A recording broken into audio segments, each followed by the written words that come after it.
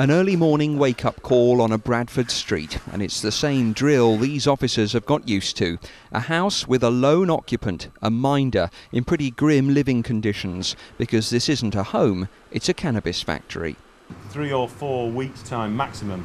These are going to be probably twice as high, big flowering buds, and they'll be getting cropped.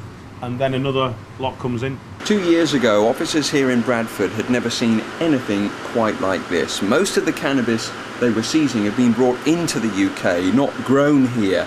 They're now sure that cannabis production is at an all-time high in this country, and for every factory like this that they can put out of business, there are plenty more in operation.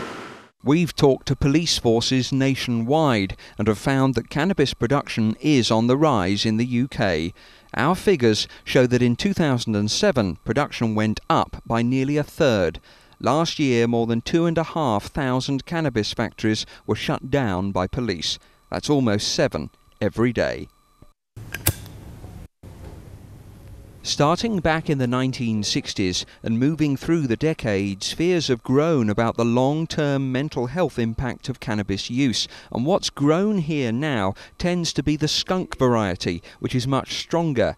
4 years ago, cannabis was downgraded from a Class B drug to Class C with the backing of police, but now they've changed their minds. The things have changed since reclassification. We've seen an explosion in the number of factories found.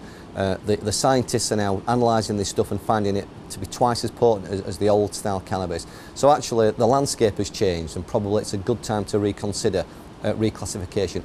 We contacted every chief constable in the UK and they all said cannabis should move back up to a Class B drug. The government's reviewing that, but says its message has always been that cannabis is illegal and harmful. Peter Lane, 5 News, Bradford.